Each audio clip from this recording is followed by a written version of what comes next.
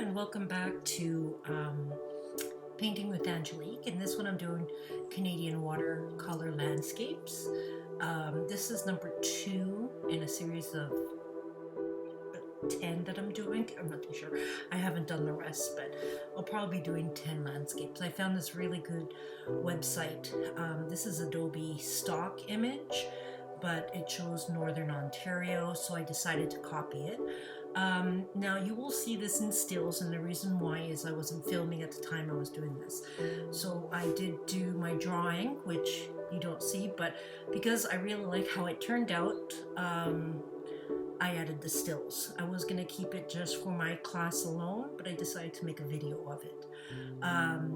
I did do the drawings, I did the lines like I did in the other one, and then I did my drawing, and I erased the square lines, and I did the masking fluid.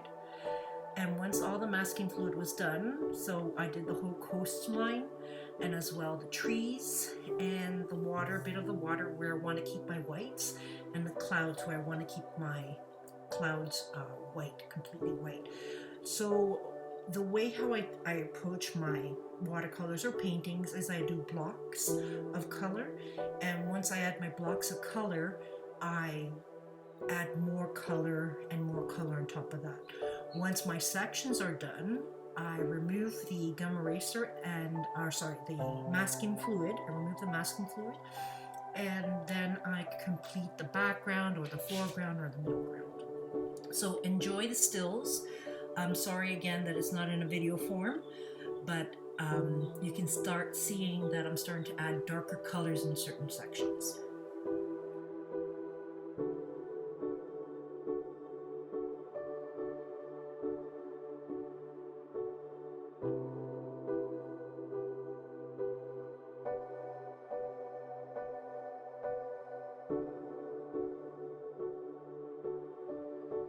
Now the video is going to be less than 13 minutes, so it's going to be 12 and something minutes.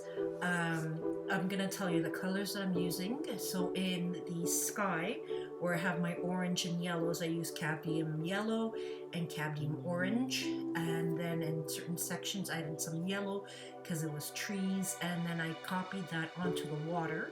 And to make that purplish color of water, I used my, again, Payne's Gray with more ultramarine blue to create that dark blue color, and to create the purple color I added a little bit of red and created that purple tones. And as you can see, it looks like a mad mess, but as you see the stills going on, you will see how I build up the colors on top of that.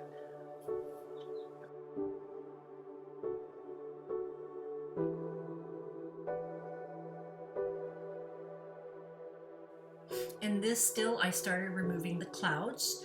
The masking fluid that was on the clouds, and I'm starting to use the same blues in the clouds, because you'll see that the color is reflective. In the original photo, the clouds are very similar to the watercolor in the water.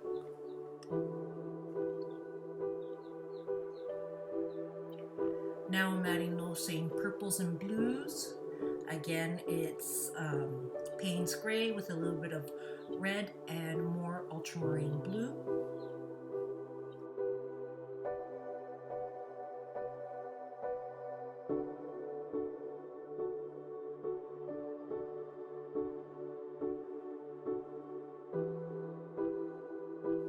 So now I'm adding a little bit more purples into the clouds. Again, I'm building them up. It's like I said before in my video 3 that you'll see. Video 3 doesn't have as much clouds, but in this one I can explain a little bit more.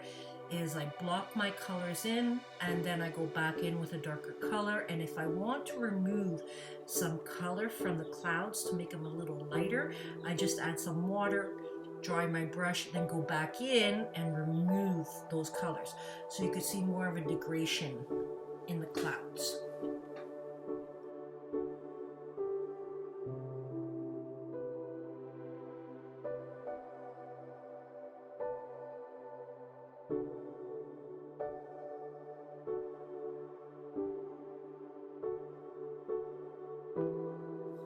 So as I'm building up the clouds, I'm adding more blues, which is the cerulean blue in the water. You can see from the still before to the still now, it has a little bit more cerulean blue and a little bit more yellows I've added because the sunset is reflecting off of the water.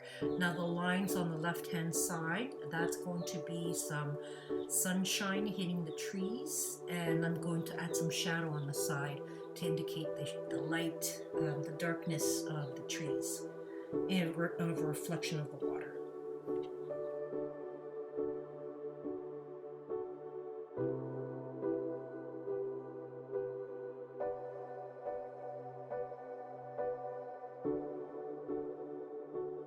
All of the masking fluid, I'm going to start working because I'm satisfied with how the water turned out in the sky, and I'm going to start working on the background, which is the shoreline. So I'm adding a very light gray to indicate the darker areas in the background.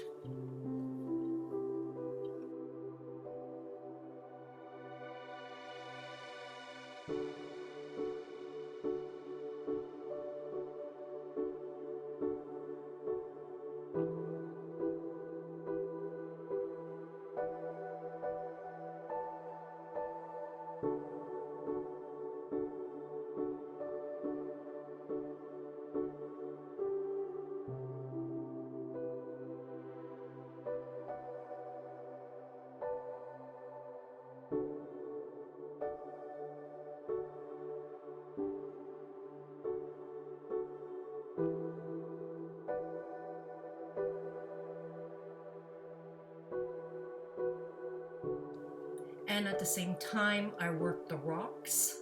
The rocks are, again, Payne's gray, and added a little bit more of ultramarine blue to give it more of that blue tone.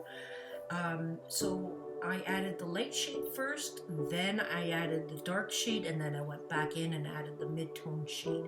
So it's an easy way of creating rocks. Now, when you're creating rocks from a photo, you always think of boxes, and then from the boxes you add the little tiny shapes in there. Now I've added some greenery, and you can see the images coming together, right? So in this one I added some sap green and a tiny bit of the darker bluish green that's there at the top.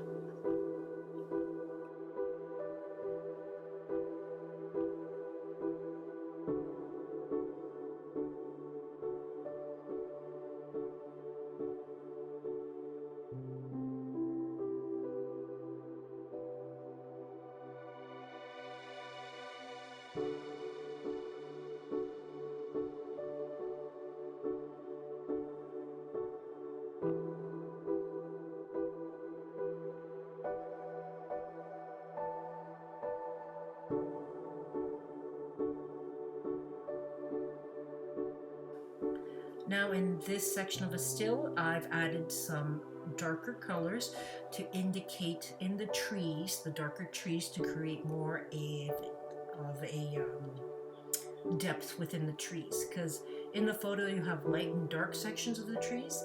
That's why I always like to start light and then work my way to a darker tone. And you can see this on the right hand side where those trees are, I just added sections of color, and you will see in the later stills how I added more texture and darkness, and you can see the shoreline a little better.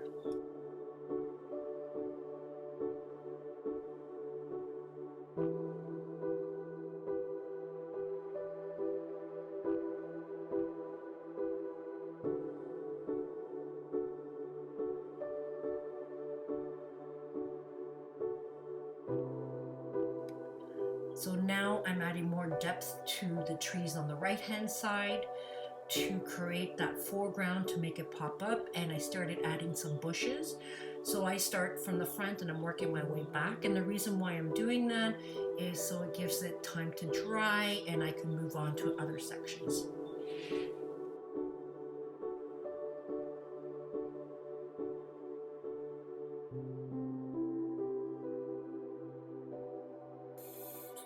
So in here, I'm adding some red toads and orange toads to indicate the colors of the plants.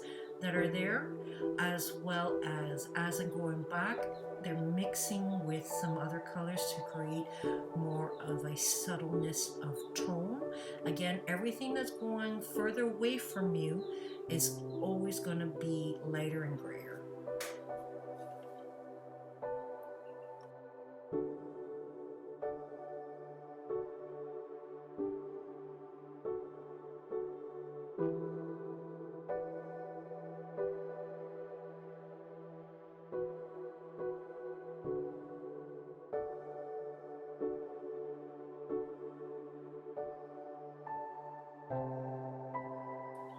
Now here I added some more texture to the trees in the foreground on the right hand side. You can see the pine trees, and the reason why I did that, so you can see the clouds coming in through. That's why masking fluid in a way sometimes it's really nice, because after you've painted it and then you add some little sections of green, you still have that color coming through. And again, that yellow in the background of that tree on the right hand side is more foliage that's happening.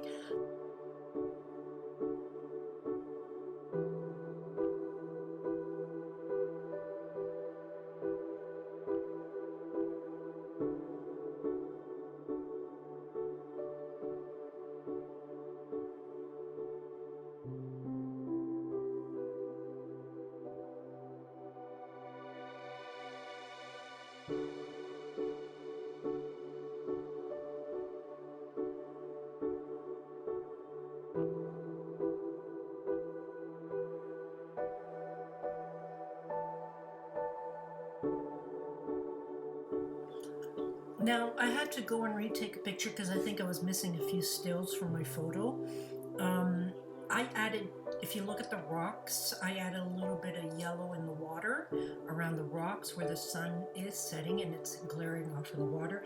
And I added some more darker tones on those light shining off the water from the trees, the reflection. For some reason, I guess I missed those. But if you did like, please like and subscribe.